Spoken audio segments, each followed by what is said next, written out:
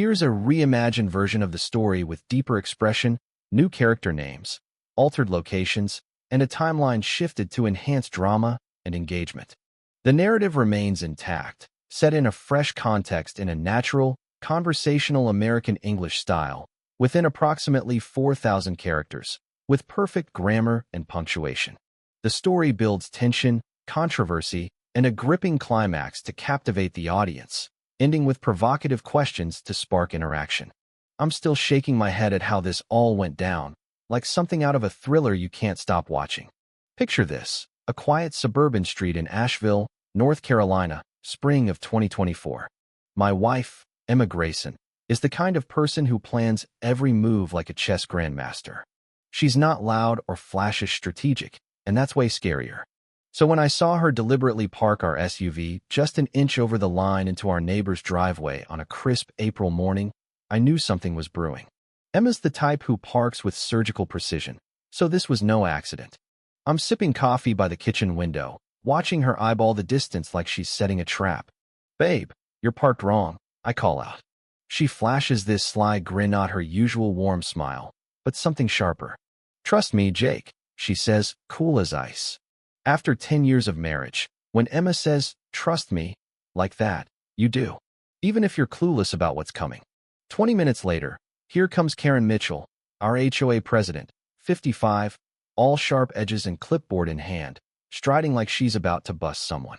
Karen's been patrolling our neighborhood, Willow Creek, for 2 years, always measuring something, always sniffing out trouble with this "I run this place" vibe.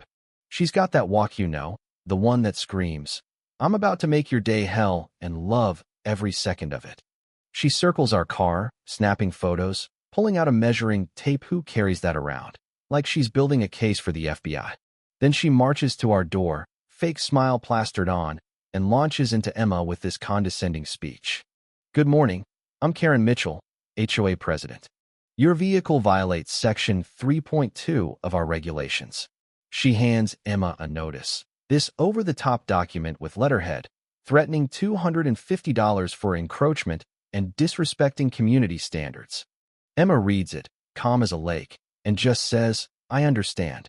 Karen's expecting a fight, an apology, anything but Emma's cool detachment throws her off. I'm watching from the window as Karen lingers on our porch, confused, like she's been robbed of her big moment. Little did she know, she'd just stepped into Emma's web. See, Emma's not just my wife. She's a fraud investigator for the Asheville PD, specializing in scams like the one Karen's running. Most neighbors think she's just some office worker, leaving at 8, home by 6, quiet at block parties.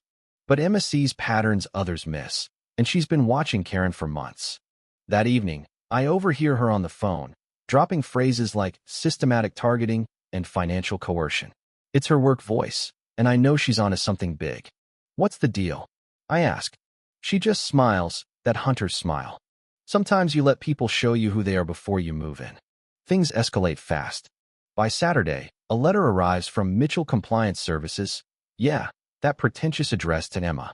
It's a multi-page rant about her pattern of entitlement, referencing a lavish lifestyle and social media flaunting.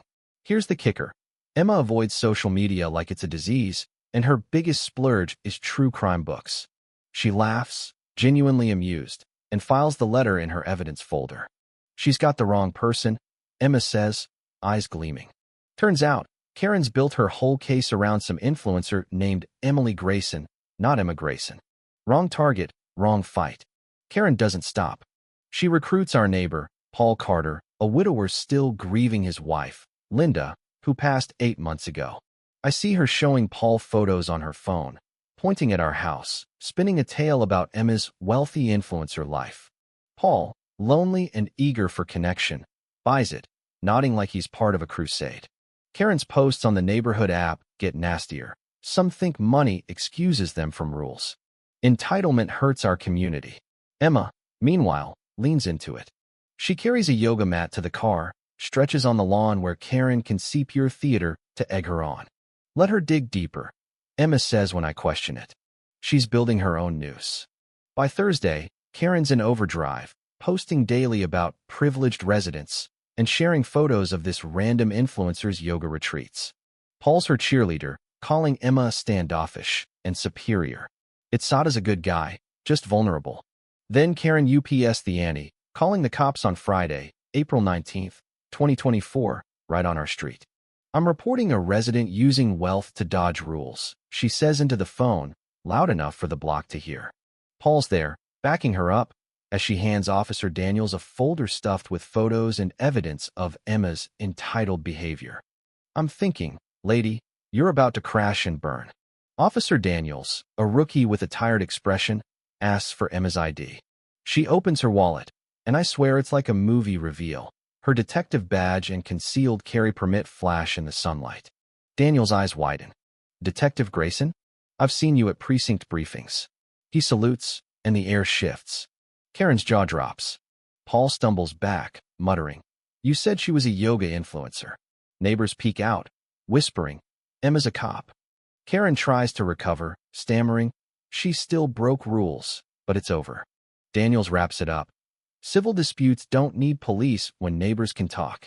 He drives off, leaving Karen alone, clutching her useless folder. That night, Emma spills the full story.